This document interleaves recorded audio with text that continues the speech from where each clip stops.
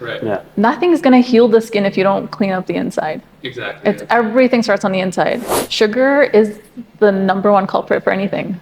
For everything and anything, it feeds all disease.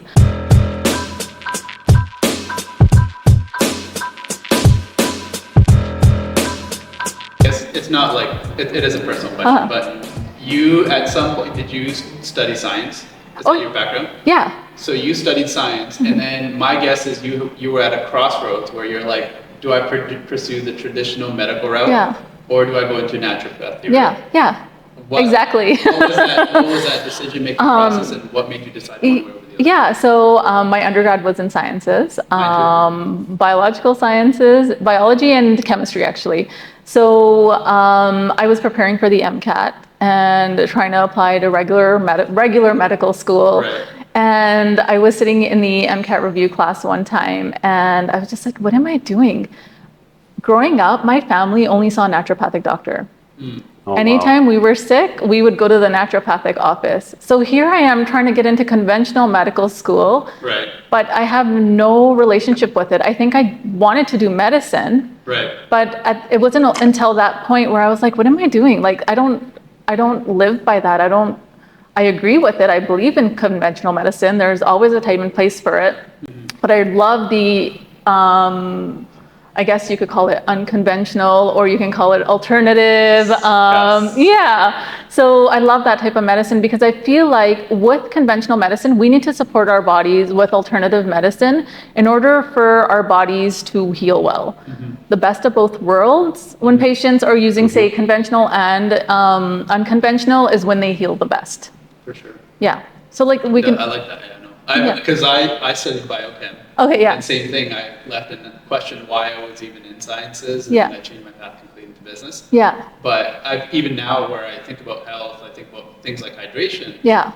I think about how people use lotions and all this stuff on their skin. Yes. And I'm like, but they're never solving the problem. No. The root is never getting solved. The root's never getting solved. And it's a questionable position because everyone's like, yeah, your skin's dry, use lotion. I'm like, no, but why is it dry? Exactly. If you take hot showers, that's drying out your skin. Yeah. And now you're trying to fill a problem that you caused to yourself, and it really. Also, taking too many showers is bad for you as well. So I'm one of those people where I'll take probably 2 showers a day, one in the morning and one after a workout, and probably one before going to bed, right? Yeah. So what's that actually doing to my skin and my body? It's probably drying it out completely. So we have good and bad bacteria on our skin. Just in general, it's called like the flora of the skin. You're probably drying it out to the point where you don't have enough good bacteria left on the skin. So you're getting rid of all the good bacteria as well. I always tell patients, if you're going to shower 2-3 times a day, just don't use harsh soaps. Use something natural, maybe that has natural oils in it, so it's hydrating your skin along with also you feel like you're clean. Right? Yeah. I made a big shift for that too, actually. So like all my soaps are oil based. Or like oat. Oh yeah. So are mine. Okay. And then back to the skin thing. Like I have patients who come to me like with acne, eczema, psoriasis, and they go somewhere and they spend $800 on products. Right. Yeah. Nothing's going to heal the skin if you don't clean up the inside. Exactly. Everything starts on the inside. So let's dig a little deeper into fixing up the inside. What are we taking to just fix our gut health?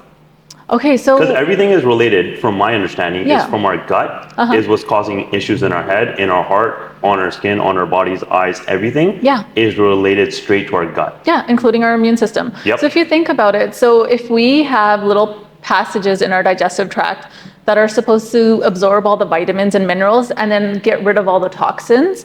So we poop out all the toxins, okay? Those toxins should not be absorbed in, or the antigens, which are proteins on the actual food. So when you have digestive issues or you have inflammation in your digestive tract, what's happening is those passageways are swelling up.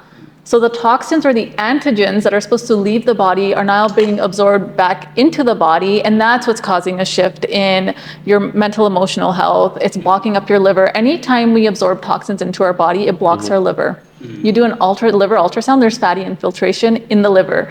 Now, if the liver isn't working, your vitamins and supplements are not being absorbed. It also causes a hormonal issue because any hormones that are released in our body have to get metabolized through the liver in order for our body to utilize them. So say someone has skin issues.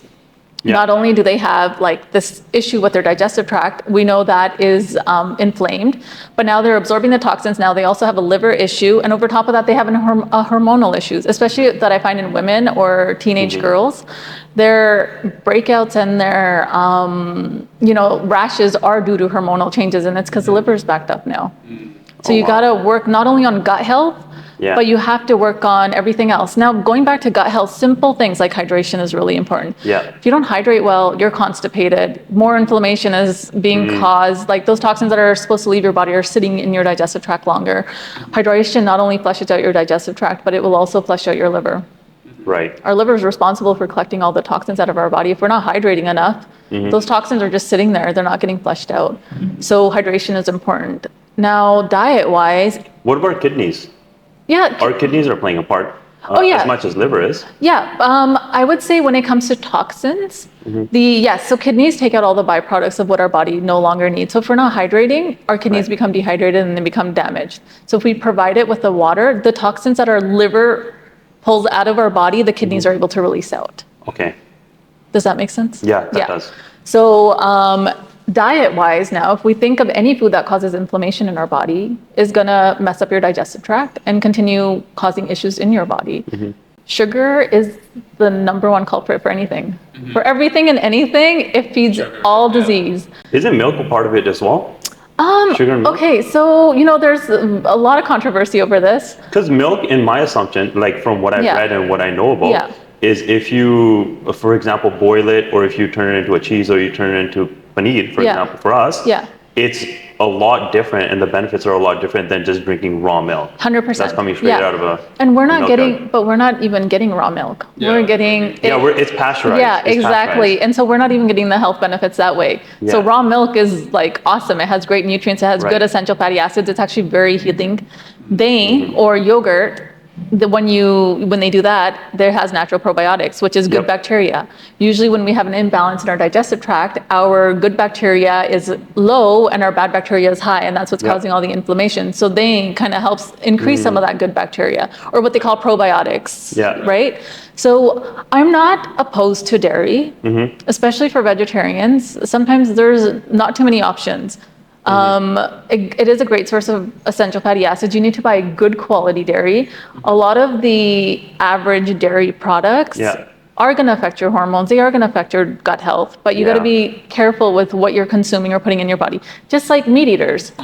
You have to be careful with the type of meat you're, consuming. Is it grass-fed? Is it grass-finished? How was it raised? Does this, the animal have a lot of stress hormone in it? So depending on if it's been caged up its entire life, there's going to be a lot of hormones going around, stress hormones in that. Yes, and that's going to directly affect us, right? For sure. So just like the dairy industry and like the meat industry, you got to be really cautious of what you're consuming.